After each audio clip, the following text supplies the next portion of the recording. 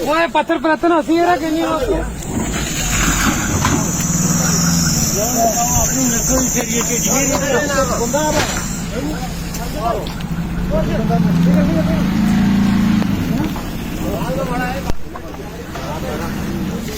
वो सारी गड्डी पे चल ये इसका पत्थर सुना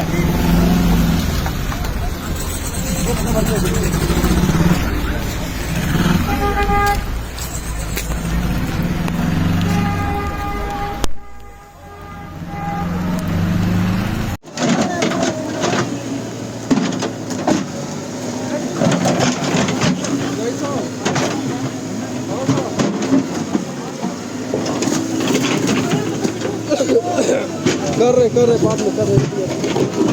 ड्राइवर देख कर रहे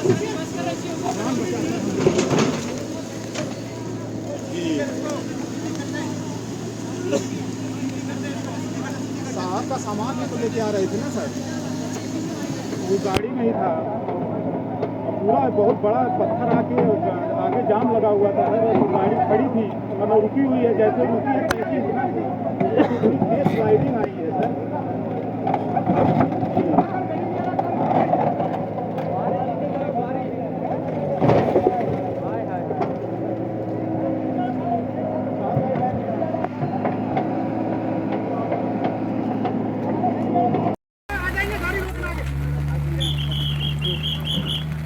खटसन किस तरह इस पर